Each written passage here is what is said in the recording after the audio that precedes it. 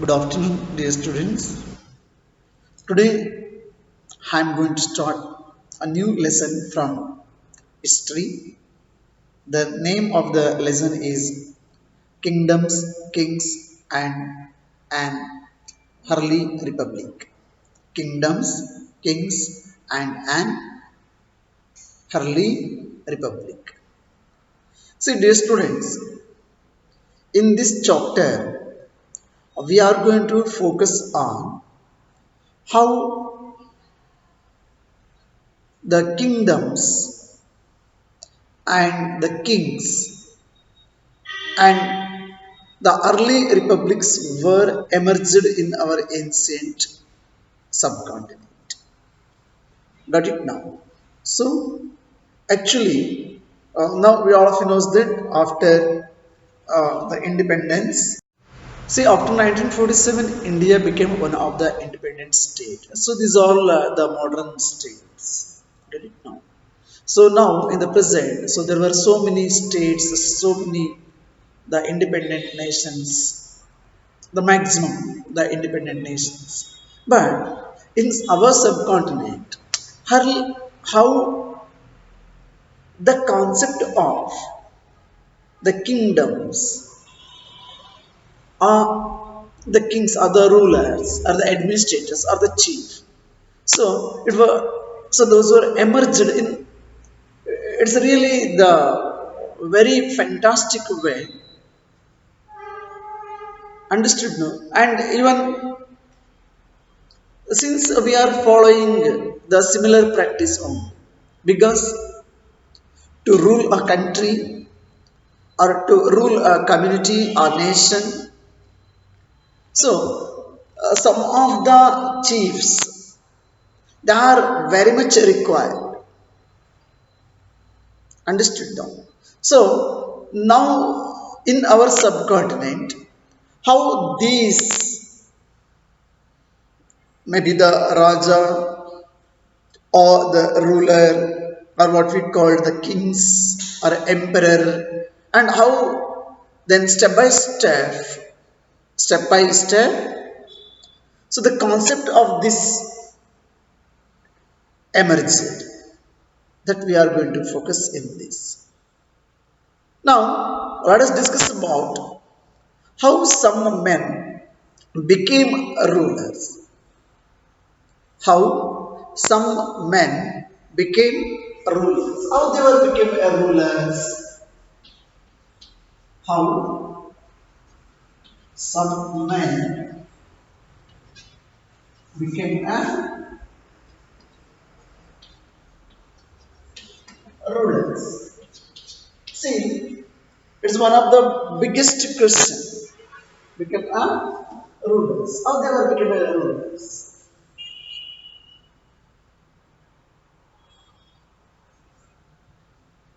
Because we know that there were so many the kings, kingdoms, rajas, chiefs, samantas, and so in a different way. But in the beginning, how this concept it was developed in our subcontinent. So probably dear students, we all of you knows that. So who are used to become the rulers, especially those who are physically strong, those who are physically strong, and as well as those who are have capacity of the what we call the maintenance of peace or even so what we call the leadership those who are having all those qualities he must be a protector physically and even mentally he needs to be strong one and he must have some of the special quality there are so many qualities at least a few are expected and only those people they were become the head of the society or head of the what we call samaja ಅಥವಾ ಸಮುದಾಯ ಅಥವಾ ಒಂದು village ಅಥವಾ ಒಂದು group of the village of course dear students so it's all a very common expectation from ಯಾಕೆಂತೇಳಿದ್ರೆ ಯಾರನ್ನ ಒಬ್ಬನ್ನ ನಾವು ರಾಜ ಅಂತ ಒಪ್ಕೊಳ್ಲಿಕ್ಕೆ ಆಗಂಗಿಲ್ಲ, ಅಥವಾ ಯಾರೋ ಒಬ್ಬನ್ನ ವೀಕೆಸ್ಟ್ ಪರ್ಸನ್ ನಾವು ನಮ್ಮ ರೂಲರ್ ಅಂತ ಒಪ್ಕೊಳ್ಳಿಕ್ ಬರಲ್ಲ.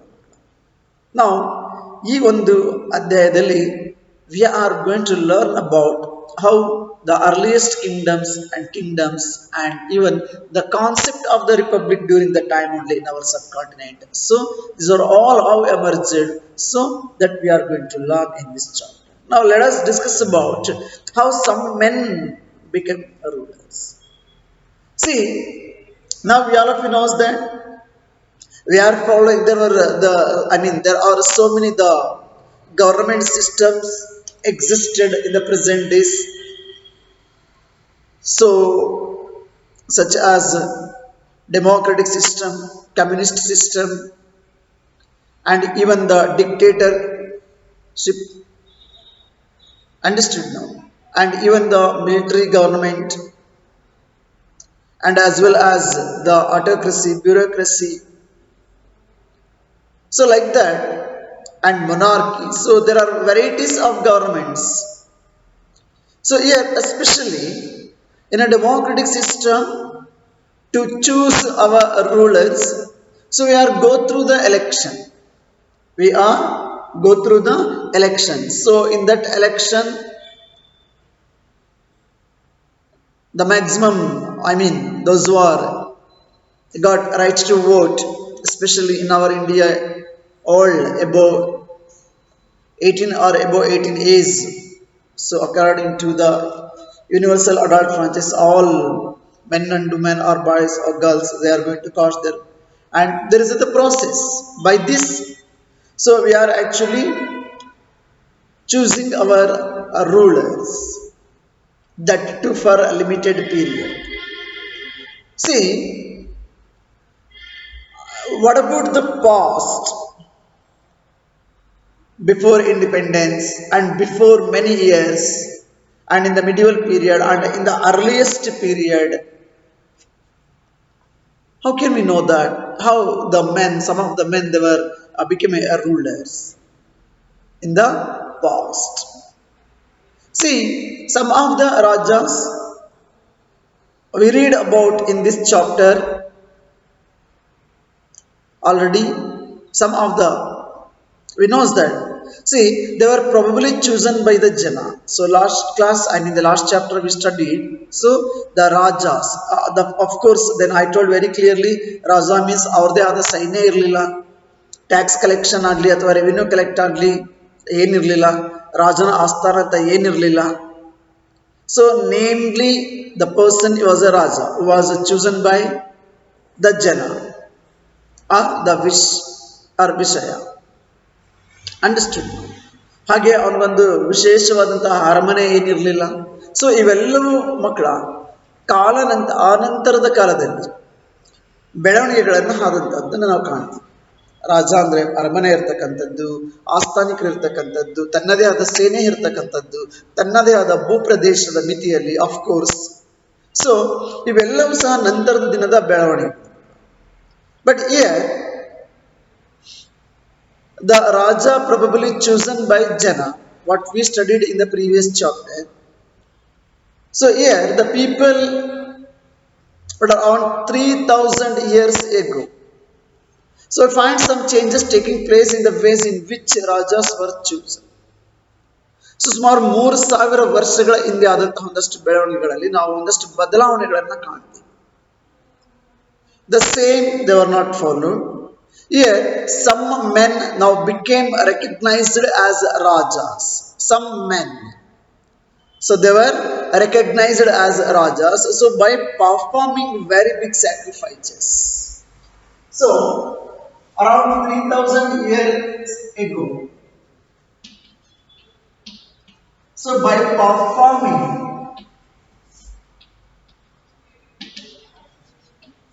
sacrifices, so they were recognized as rajas. Got it now? So by performing the different sacrifices, they were recognized as rajas. For example, Ashwamedha. For example, Ashwamedha. See, many of you heard about this. This is also one of the sacrifice. What we called this used to called as yaga. Ashwamedha yaga. See here, this Ashwamedha yaga sacrifice performed by so many the rulers, and afterwards so they were recognized as the rajas. They were declared as rajas. So Ashwamedha, that means Ashwa means horse. Horse sacrifice is also known as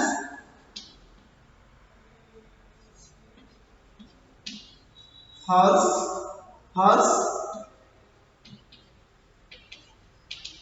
sacrifices. So here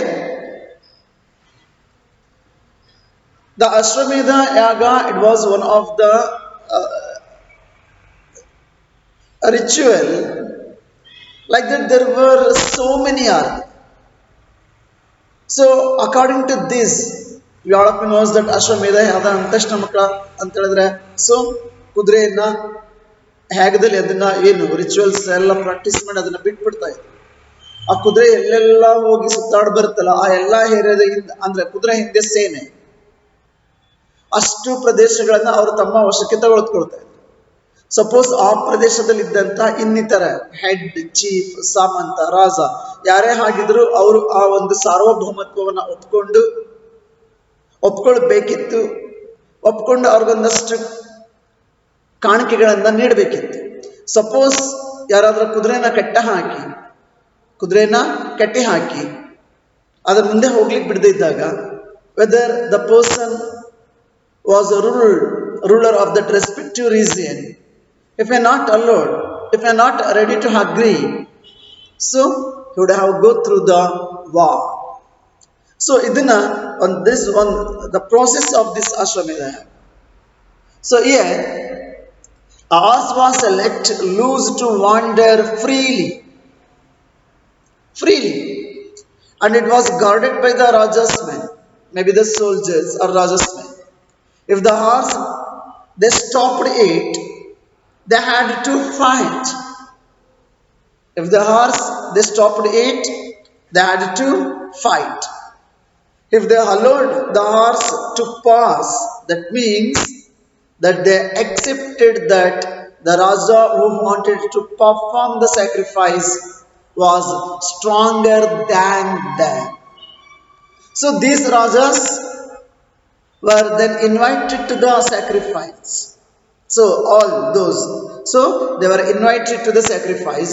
So which was performed by specially. So actually we all knows that the most of the religious rituals and sacrifices were performed by specially trained priests. So ಈ ಯಾಗವನ್ನ conduct ಮಾಡಬೇಕು ಅಂತ ಹೇಳಿದ್ರೆ, so those are trained priest, well trained priest who are rewarded with gifts. That is common even nowadays also. You all of you knows that if you are inviting anyone as a performer in the religious rituals, so we needs to give some of the gifts or some of the amount. ಹೀಗೆ ಒಂದಷ್ಟು ಕೊಡೋದಿರುತ್ತೆ. See, the Raja who organized the sacrifice was recognized as being a very powerful, who was organized that king.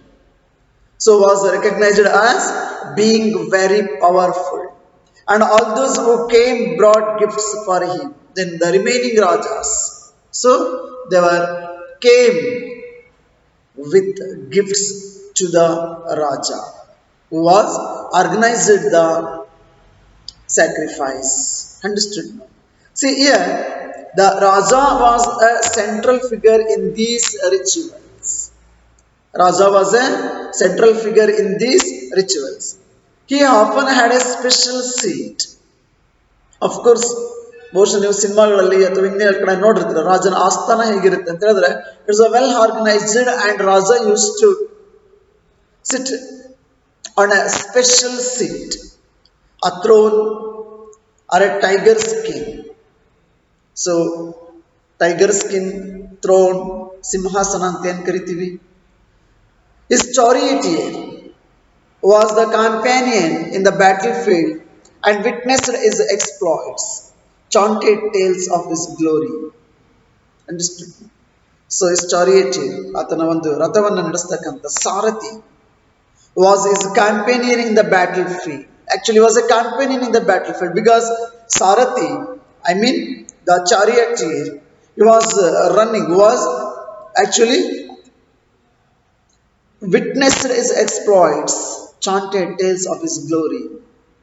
His relatives, especially his wives and sons, had to perform a variety of minor rituals. So all they were all sat together to perform this kind of yagas. Even the family members also, even his wives also. Sir, why you are calling instead of wife, you are saying wives? Because we all of you knows that. So during that time, the rajas or the rulers, they used to marry more than one. So that's what all his wives and sons. So they had to perform a variety of minor rituals also. The other rajas, they were simply spectators who had to sit and watch the performance of the sacrifice. What about the others, the role in this? So they are simply spectators, just they are audience who had to sit and watch the performance of the sacrifice. Priests performed the rituals. We often know that priests, the Purohita Varga, so they used to perform the rituals including the sprinkling of sacred water on the king. So, ಅವು common ಆಗಿರ್ತವೆ ಮಕ್ಕಳು. ಆ ಒಂದು ತೀರ್ಥ ಅಥವಾ ಏನಿರ್ತಲ್ಲ ಪವಿತ್ರ ತೀರ್ಥ ಅವನ್ನ sprinkle ಮಾಡೋದ್ರ ಜೊತೆಗೆ ಇವೆಲ್ಲವೂ ಸಹ ಅವರು ಎಲ್ಲ ಮಾಡ್ತಾರೆ. ಪೂಜೆ ಪುರಸ್ಕಾರಗಳು, whatever it with the different kind of practices are religious, I mean the not religious, that performance, that rituals and all. What about the ordinary people? See, the Vish or Vaishya, the Vish or Vaishya also brought gifts. However, some people, such as those who were regarded as Shudras, so already during the time only, the society it was categorized as Brahmana, I mean Kshatriya, Vaishya, Shudra. So during this time only, so the society it was classified into 4 classes: Brahmana, Brahmana, Kshatriya, Vaishya, and Shudras. So here the Vish or Vaishyas also brought gifts, and however some people, such as those who were regarded as Shudras by the priest, who actually recognized those other people as Shudras. So, especially they were regarded as Shudras by priests. So, they were also here. It's what you have to note this point. So, they were whether included or excluded from many rituals. So, the Shudras, so they were completely excluded from many rituals. The Shudras, they were not allowed to perform any kind of these rituals or sacrifices and all these students. Now, just I would like to tell something about the Varnas. Something about, I mean, some the bit of information about the Varnas. See, we have many books that were composed in North India, especially in the areas drained by the Ganga and the Yamuna. So during this period, these books are often called later Veda. So previous chapter only we learned. So Vedas are oldest books in the world. Vedas are oldest books in the world. So these Vedas are actually composed the areas drained by the Ganga and Yamuna. See here, they were composed after the Rig Veda, about which you learnt, whatever we learnt in the last chapter. See, these include actually the Rig Veda, It was one of the oldest book in the world and the first one. And afterwards, the other Vedas were, the remaining Vedas were composed, such as Samaveda, Yajurveda, and Atharva Veda. See, as well as other books, these were composed by priests and described how rituals were to be performed. And they also contained rules about society. So there were so many things included in this Vedas. It is about the religious rituals, it is about the different performance, and also these were contains rules about society also. Rules about society also. So there were several different groups in society this time. The society it was grouped into several. I mean there were so many groups in the society existed. Especially we all of you knows that priests and warriors. So which are the different groups now? Priests and warriors. And after farmers, herders, traders, craft persons, laborers, fishing folk and forest people. So these were the some of the major groups which were actually existed in the society at this time, such as priests and warriors, farmers, herders, traders, and craft persons, laborers, and also fishing folk and forest people. So here, some priests and warriors were rich. Of course, dear students, usually the priest class people and warrior class people, so they were rich. As were some farmers and traders, and even some of the farmers and traders also, and others, including many herders, crowd persons, laborers, fishing folk, and hunters and gatherers. Usually, they were poor. They were poor. See here, the priests in this, the priests, so they were divided people into four groups. They were divided people into four groups that used to call as varnas. The priests, so they were divided into four groups. I mean the people, the priests, they were divided the others people into four groups, and those used to call as varnas. According to them, each varna had a different set of functions. The responsibility of the each varna or each group, it's so different. For example, the first varna was that of the Brahmin. The first varna according to them, so that of the Brahmin. So Brahmins were expected to study and teach the Vedas and perform sacrifice and receive gifts. Getting now. And in the second place, there were the rulers, those who are known as Kshatriyas. So they were expected to fight battles and protect people. So the Kshatriya class people. And third were the Vish or Vaishyas. They were expected to be farmers, herders and traders. Both the Kshatriyas and the Vaishyas could perform sacrifices except Shudras.